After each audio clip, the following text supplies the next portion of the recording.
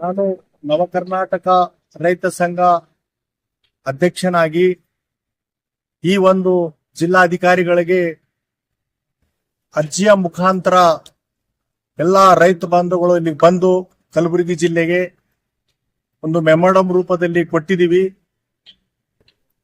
Rajashree cement works UltraTech ಏನಿದೆಯಪ್ಪ ಅಂತಂದ್ರೆ ಅವರು ದಿಕ್ಕೈ village ನಲ್ಲಿ ಹರಾಜಿನ ಮೂಲಕ 78632 ಗುಂಟಾ ಎಕರೆ ಜಮೀನು ಸರ್ಕಾರದಿಂದ ಪಡೆದಿದ್ದಾರೆ.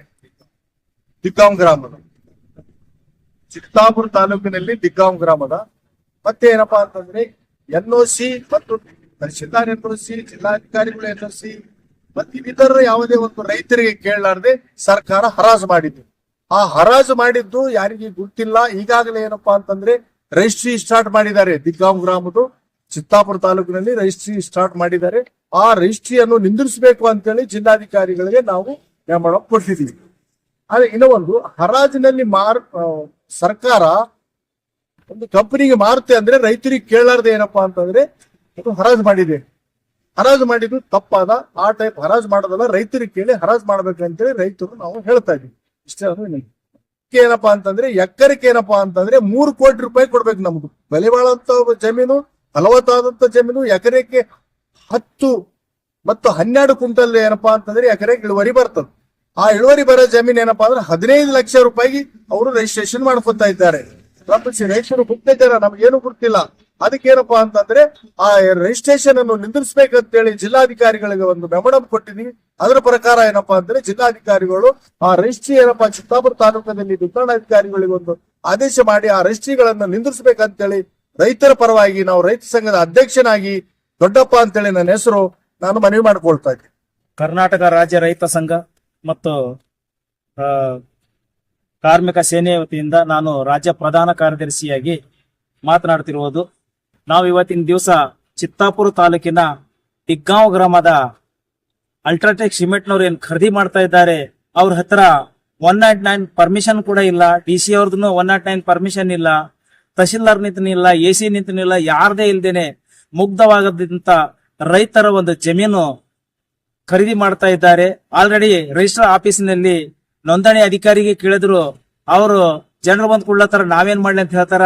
ಅವ್ರಿಗೆ ಅಂತ ರಿಜಿಸ್ಟರ್ ಮಾಡತಕ್ಕಂತ ಅಧಿಕಾರ ಇಲ್ಲ.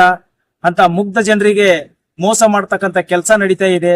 ಅಲ್ಲಿದ್ದ ಶ್ರೀ ಸಿಮೆಂಟ್ನವರು 60 ಲಕ್ಷ ಎಕರೆಗೆ ಖರೀದಿ ಮಾಡಿದ್ದಾರೆ ರೈಲ್ವೆ ಪಟರಿ ಸಲುವಾಗಿ. ಆದರೆ ಇಲ್ಲಿ ಹೇಳ್ತಕ್ಕಂಥದ್ದು 15 ಲಕ್ಷಕ್ಕೆ ರಿಜಿಸ್ಟರ್ ಆಗ್ತಾ ಇದೆ. ರೈತರಿಗೆ ಅನ್ಯಾಯ ಮಾಡ್ತಕ್ಕಂಥ ಕೆಲಸ ನಡೀತಾ ಇದೆ. ಆದ್ದರಿಂದ ನಾವು DC ಮೇಡಮ್ ಅವರಿಗೆ ಒಂದು ಮನವಿಯ ಮುಖಾಂತರ ವಿನಂತಿ ಮಾಡಿಕೊಳ್ತಾ ಇದ್ದೇವೆ.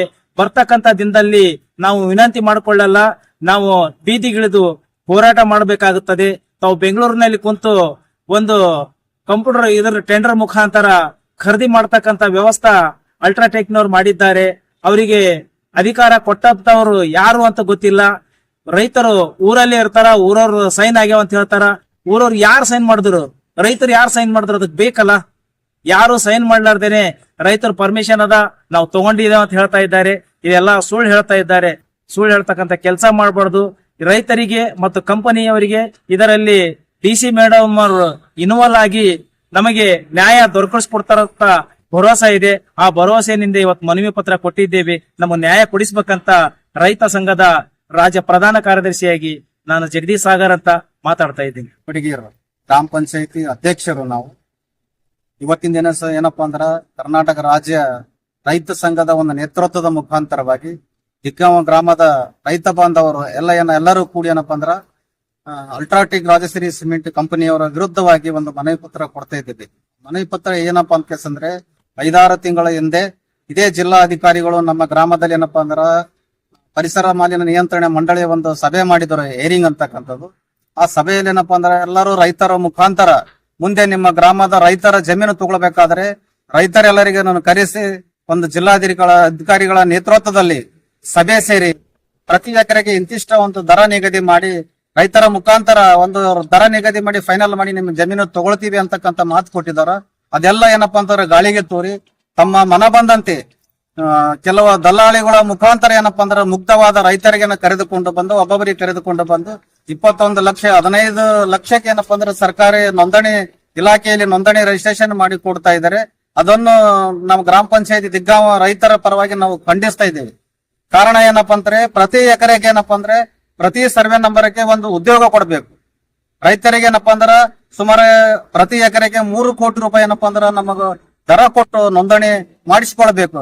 ಒಂದು ವೇಳೆ ಏನಪ್ಪಾ ಅಂದ್ರೆ ರೈತರ ಸಮ್ಮುಖದಲ್ಲಿ ಅವರು ಸಭೆ ಸೇರಿ ರೈತರ ಸಮ್ಮುಖದ ನಿರ್ಧಾರ ತೆಗೆದುಕೊಳ್ಳದೆ ಇದ್ದರೆ ನಾವು ಬೀದಿಗಿಳಿದು ಹೋರಾಟ ಮಾಡ್ತೇವೆ ಎಂದು ಇವತ್ತು ಜಿಲ್ಲಾಧಿಕಾರಿಗಳ ಮನವಿ ಪತ್ರದ ಮೂಲಕ ನಾವು ತಮಗೆ ಮನವಿ ಪತ್ರದ ಮೂಲಕ ವಿನಂತಿಸಿಕೊಳ್ತಿದ್ದೇವೆ.